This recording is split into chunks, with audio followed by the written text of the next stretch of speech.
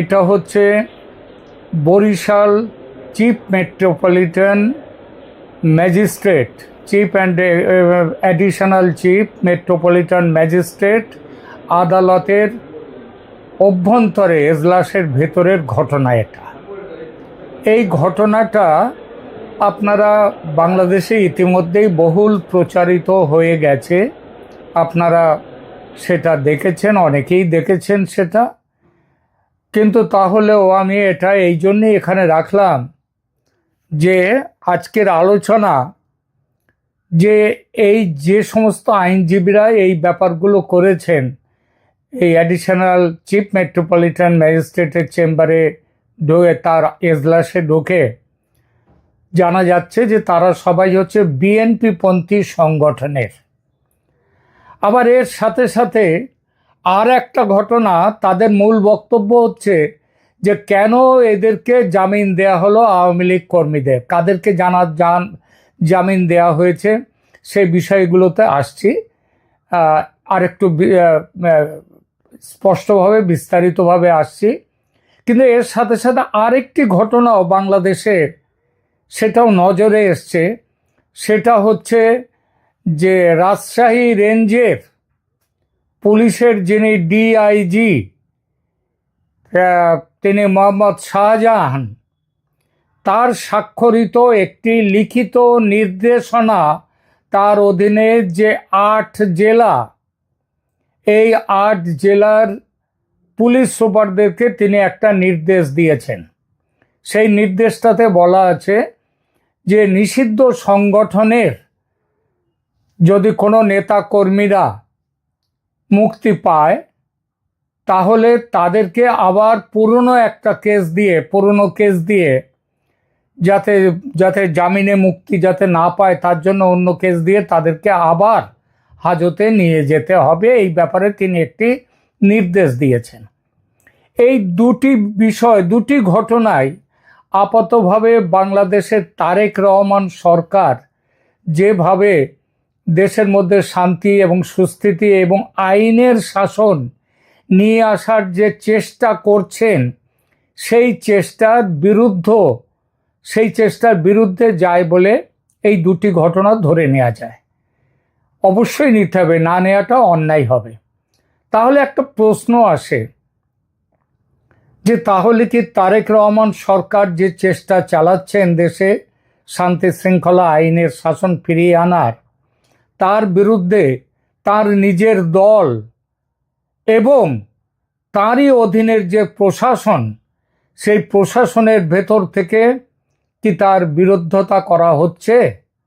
যদি করা হয়ে থাকে তাহলে এই বিরুদ্ধতার মূলে কারা আছে? তাহলে কি কোনো চক্র আছে, কোনো জায়গা থেকে ইন্ধন আসছে? এই বিষয়টি নিয়েই এখনকার আলোচনা।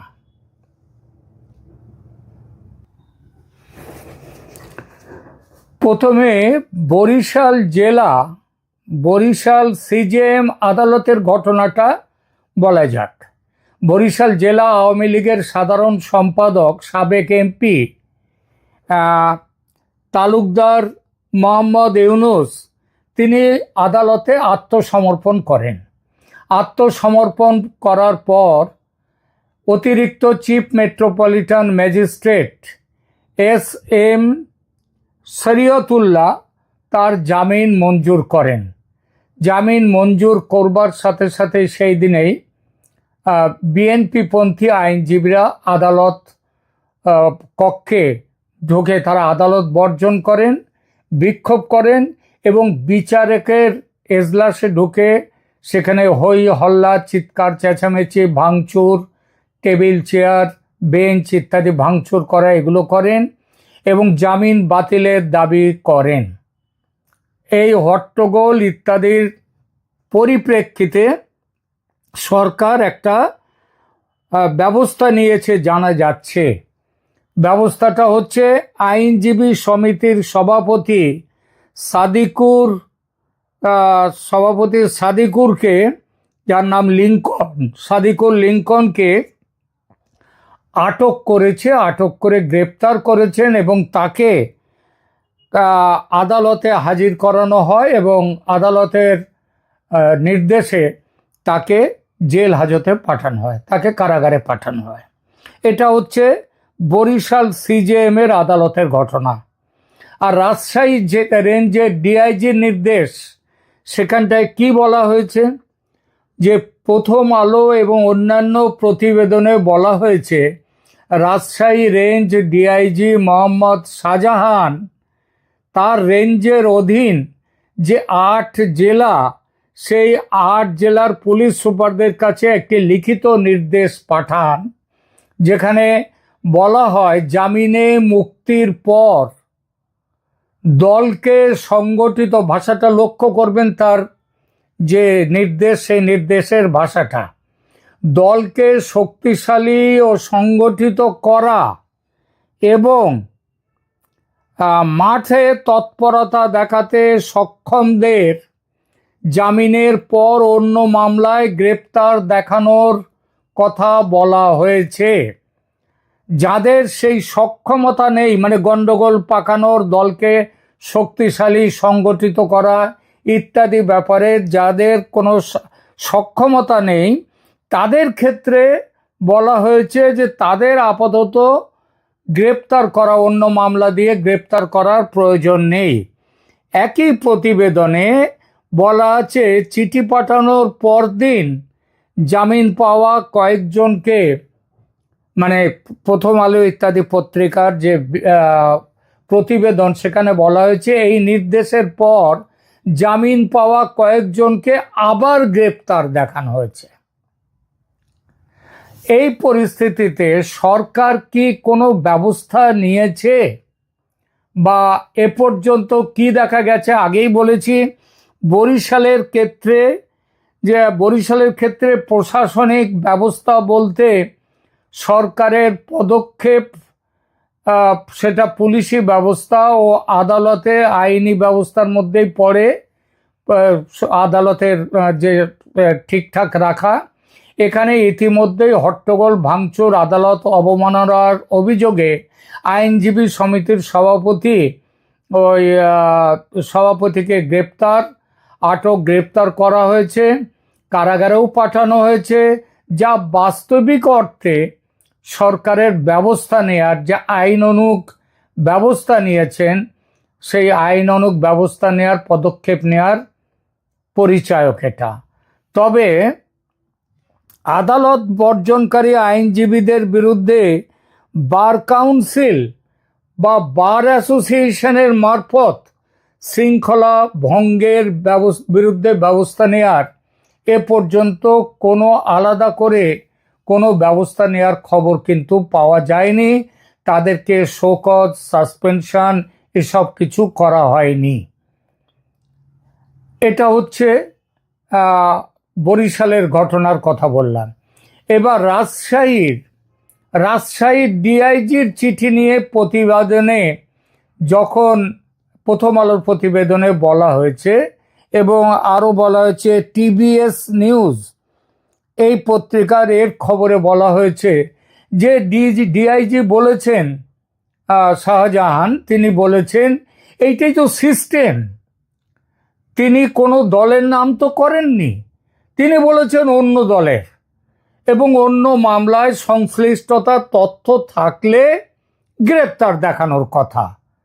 তাহলে এখানে একই রিপোর্টে তিনি বলেছেন পুলিশ সদর দপ্তরে একজন অতিরিক্ত আইজিপির মন্তব্য ওই টিবিএস নিউজ জানিয়েছে। তিনি বলেছেন যে এ ব্যাপারে যা বলার সেটা ডিআইজি সাহেব বলতে পারবেন, তারা কিছু বলবেন না, এটাও বলা হয়েছে। তো এইবার ডিআইজি সাহেবের কাছে একটা প্রশ্ন করাই যেতে পারে, সেটা হচ্ছে এটা যদি সিস্টেম হয় তো দেশের তো আরও অন্যান্য রেঞ্জ আছে, সেই সব রেঞ্জের ডিআইজিরা কেন এই ধরনের কোনো চিঠি দিলেন না, নির্দেশ দিলেন না? এটা প্রথম কথা। তারাও তো দিতে পারতেন, তিনি আলাদা করে কেন এই নির্দেশটা দিতে গেলেন? দ্বিতীয়ত, তিনি বলেছেন আমি তো কোনো দলের নাম করি নাই। তাহলে তাকে প্রশ্ন করা যায়, আপনি বলেছেন যে আপনি দলের নাম করেননি, বলেছেন অন্য দলের, তো অন্য দল নিষিদ্ধ দলের, নিষিদ্ধ সংগঠনের কর্মীরা যদি বাইরে এসে যদি তারা সক্ষম থাকে গণ্ডগোল করার কিংবা নিজেদের সংগঠিত করার, তাদেরকে গ্রেপ্তার করতে হবে।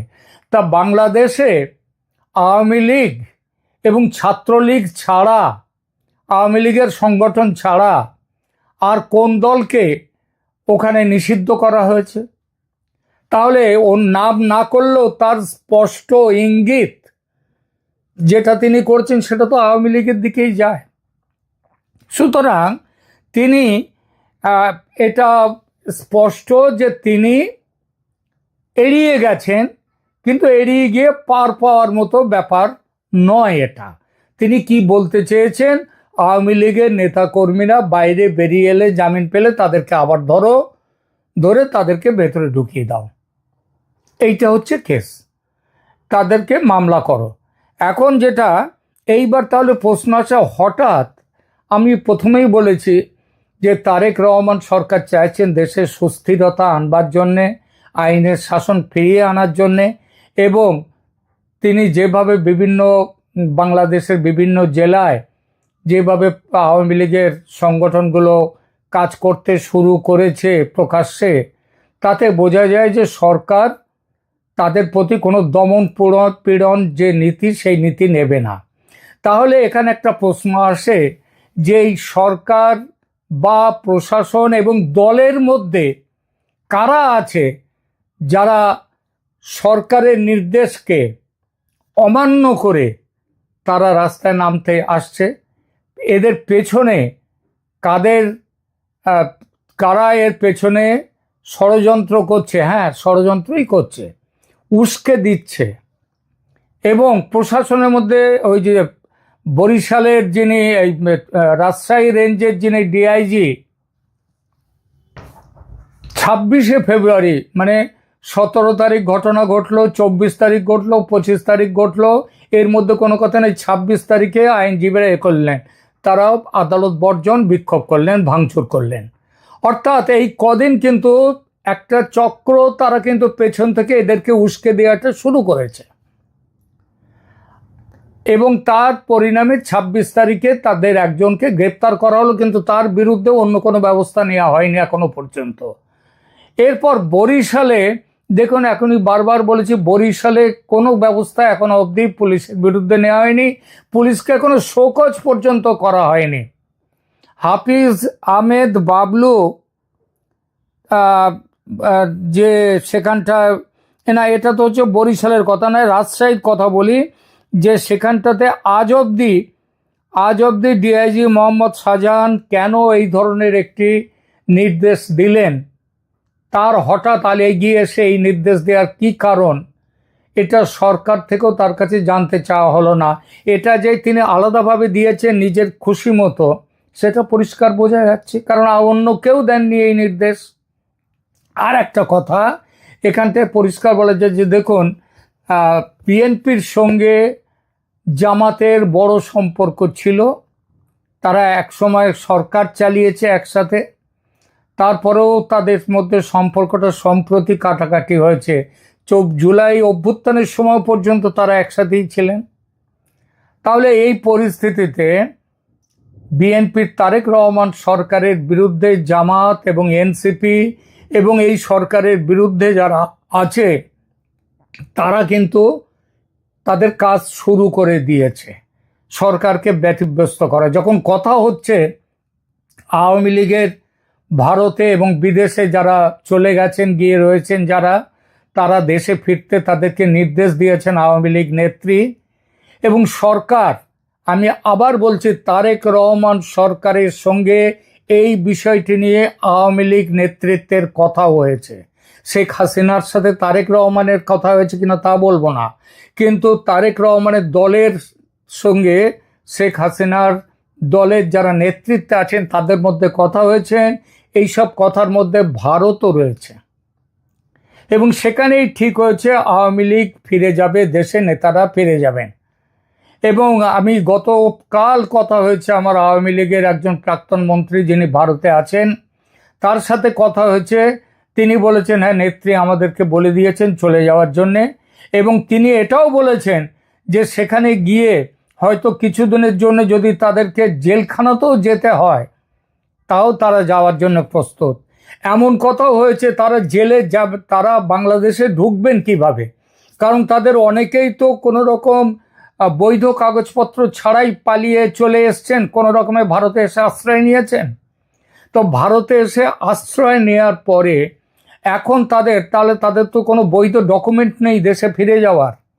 এই দেশে ফিরে যাওয়ার ডকুমেন্ট তারা বলছেন, তাদের সাথে যে কথা হলো, আমি বললাম এই ব্যাপারে আমিও যে খবর পেয়েছি সেটা হচ্ছে এই রকম, যে ভারতের যে বিএসএফ রয়েছে এবং বাংলাদেশের বিজিবি তাদের নেতৃত্বের সাথে কথা বলে বিভিন্ন জায়গা থেকে তাদেরকে দিয়ে দেওয়া হবে বাংলাদেশে, এই সমস্ত নেতা কর্মীদের বাংলাদেশে পুশব্যাক করে দেওয়া হবে। বিজিবি তাদেরকে গ্রহণ করবে, গ্রহণ করে তাদেরকে অ্যারেস্ট দেখাবে, কারণ তাদের কাছে বৈধ কাগজপত্র নেই, তাদের কাছে পাস হওয়ার, সুতরাং তাদেরকে অ্যারেস্ট করতে পারে। অ্যারেস্ট করে যদি তাদের কিছুদিনের জন্যে জেলখানাতেও নিয়ে যায় তাও তারা সেগুলো থাকতে রাজি আছেন তারা। এই পরিস্থিতিতে তারা দেশে ফিরবে এবং এইভাবে সরকার তাদের বিরুদ্ধে কোনো বড় মামলা দেবে না, যে মামলায় জামিনযোগ্য ধারা দিয়ে তাদের বিরুদ্ধে মামলা দেবে। কিন্তু মূল ব্যাপারটা তারেক রহমান সরকার এটা ঠিক করেছেন যে বাংলাদেশে তারা আওয়ামী লীগ তাদের কার্যক্রম করতে মাঠে নামবে। এই পরিস্থিতিতে এই শাহজাহানের মতো রাজশাহী বিভাগের রেঞ্জের যিনি ডিআইজি, তার এই সমস্ত কথা, এগুলো হচ্ছে এই প্রশাসনের ভেতরে যারা লুকিয়ে রয়েছে, জামাতি সমর্থক, এনসিপির সমর্থক, এনসিপি তো সমর্থক নেই, সেদিনের দল জামাতিরা, তারা প্রশাসনকে ঘিরে রেখে দিয়েছে, তারা চলে যায়নি, তারা বহাল তবিয়তায় আছে, এগুলো তারা করছে। আর ঠিক একইভাবে বিএনপির ভেতরেও জামাতিরা আছে এবং সেই জামাতি ওই যেমন বরিশাল কোর্টে যারা করেছে তাদের ব্যাকগ্রাউন্ড খুঁজলে দেখতে পাবেন জামাতের সাথে তাদের সম্পৃক্ততা। তারা এসবগুলো করছে এবং আগামী দিনে আরও বেশি করে করবে। এই পরিস্থিতিতে তারেক রহমান সরকারকে খুব দেখে শুনে ভেবে চিনতে শক্তভাবে পা ফেলতে হবে, নইলে বাংলাদেশ যে মাৎসর ন্যায় যে অরাজকতার মধ্যে ডুবে গিয়েছিল, কয়েকটা দিন আবার একটু খোলা হাওয়া এসেছিল, আবার এই খোলা হাওয়া চলে গিয়ে আবার বাংলাদেশ ডুবে যাবে সেই অরাজক পরিস্থিতির মধ্যে।